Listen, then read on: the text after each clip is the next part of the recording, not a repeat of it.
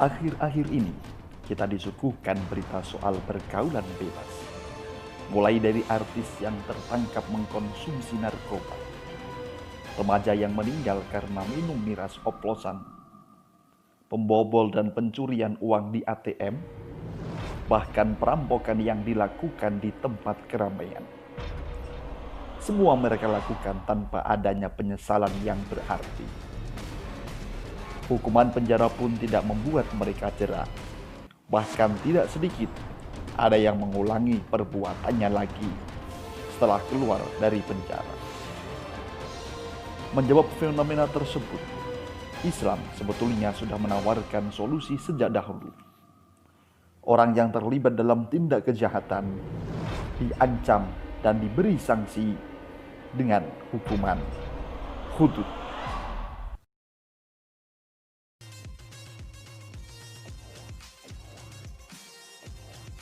Sebelum membahas tentang minuman keras, terlebih dahulu akan dibahas tentang status Khamr. Minuman-minuman keras adalah salah satu bagian dari kategori pembahasan Khamr.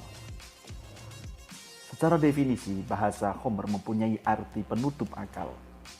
Sedangkan menurut istilah, Khamr adalah segala jenis minuman atau selainnya yang memabukkan dan menghilangkan fungsi akal.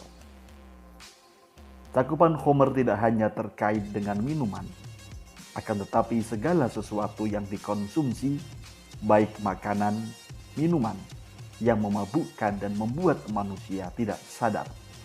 Semisal ganja, narkoba, heroin, obat bius, dan lain sebagainya. Semua disebut dengan Khamr.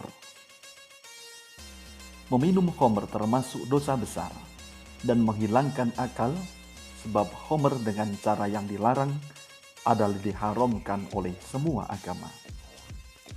Rasulullah Shallallahu Alaihi Wasallam bersabda, yang artinya diriwayatkan dari Ibnu Umar, bahwa ia berkata, tiap-tiap yang memabukkan disebut Khamr, dan tiap-tiap Khamr hukumnya adalah haram. Hadis riwayat Muslim. Sebagaimana ulama telah sepakat akan haramnya Khamr, mereka juga sepakat bahwa orang yang meminumnya wajib kenai hukuman had, baik ia mengkonsumsi sedikit ataupun banyak. Rasulullah Shallallahu Alaihi Wasallam bersabda, yang artinya diriwayatkan dari Anas bin Malik radhiyallahu an, dihadapkan kepada Rasulullah Shallallahu Alaihi Wasallam seorang yang telah minum Khamr.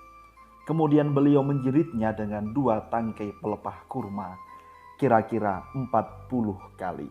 Hadis muttafaqun alaih. Para ulama berbeda pendapat mengenai jumlah pukulan bagi peminum Khamr. Menurut jumhur ulama, di antaranya Imam Abu Hanifah, Imam Malik, dan Imam Ahmad bin Hanbal, berpendapat bahwa jumlah pukulan dalam hukuman atau had peminum Khamr adalah 80 kali. Sedangkan menurut Imam Syafi'i, Abu Dawud, dan ulama Zahiriyah berpendapat bahwa jumlah had peminum Khamr adalah 40 kali cambuk.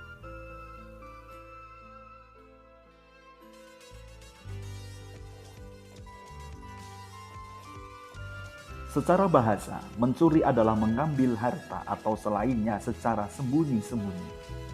Sedangkan menurut istilah, mencuri adalah mengambil harta orang lain secara diam-diam dan sembunyi-sembunyi. Para ulama berbeda pendapat terkait nisab atau kadar minimal barang yang dicuri. Menurut madhab Hanafi, nisab barang curian adalah 10 dirham.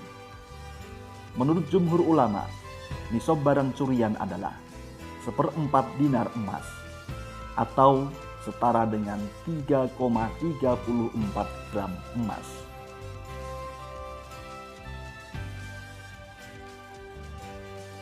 Berpisah dari pengertian tersebut, dapat disimpulkan bahwa praktek pencurian yang pelakunya diancam dengan hukuman had memiliki beberapa syarat.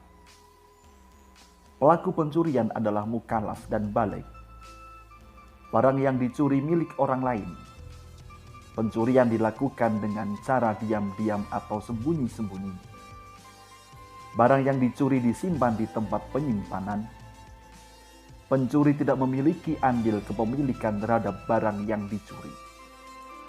Jika pencuri memiliki andil kepemilikan, seperti orang tua yang mencuri harta anaknya, maka orang tua tersebut tidak dikenai hukuman had, walaupun ia mengambil barang anaknya yang melebihi nisab pencurian. Jika praktek pencurian telah memenuhi syarat-syarat sebagaimana sudah dijelaskan, maka pelakunya wajib dikenakan had mencuri, yaitu potong tangan. Allah Subhanahu wa Ta'ala berfirman dalam Al-Quran surat Al-Ma'idah ayat 38 yang artinya, adapun orang laki-laki maupun perempuan yang mencuri, potonglah kedua tangannya sebagai balasan atas perbuatan yang mereka lakukan dan sebagai siksaan dari Allah. Dan Allah Maha Perkasa lagi Maha Bijaksana. Berdasarkan ayat tersebut, sebagian ulama di antaranya Imam Malik dan Imam Syafi'i berpendapat bahwa had hukuman mencuri mengikuti urutan sebagaimana berikut. Potong tangan kanan jika pencurian baru dilakukan pertama kali.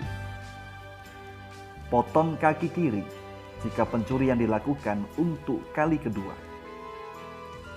Potong tangan kiri jika pencurian dilakukan untuk kali ketiga. Potong kaki kanan jika pencurian dilakukan untuk kali keempat.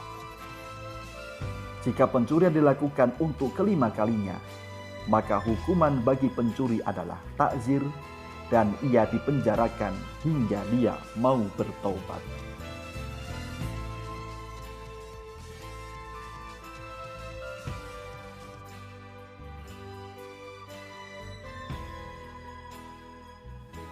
Penyamun, perampok, dan perompak adalah istilah yang digunakan untuk pengertian mengambil harta orang lain dengan menggunakan cara kekerasan atau mengancam pemilik harta dengan senjata. Perbedaannya hanya ada pada tempat kejadiannya. Jika menyamun dan merampok dilakukan di darat, sedangkan merompak dilakukan di laut.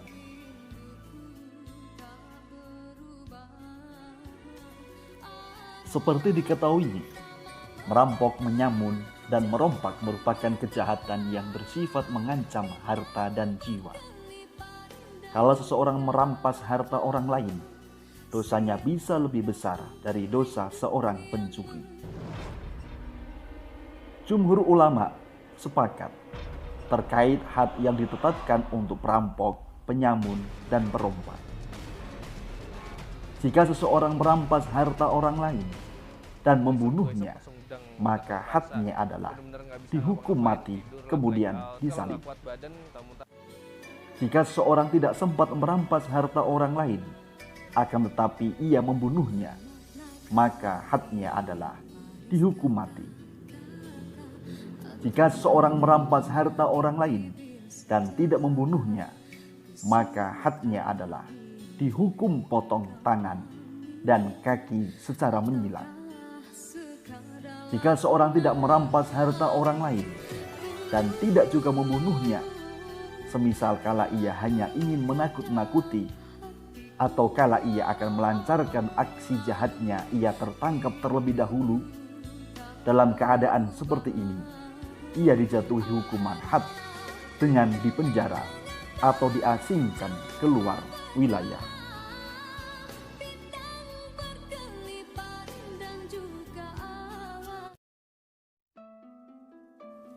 Demikian penjelasan tentang pengertian, hukum, dan had pelaku peminum khamr, pencuri, perampok, penyamun, dan perompak. Mudah-mudahan kita semua dihindarkan dan dijaga oleh Allah dari melakukan perbuatan tersebut. Amin ya robbal alamin.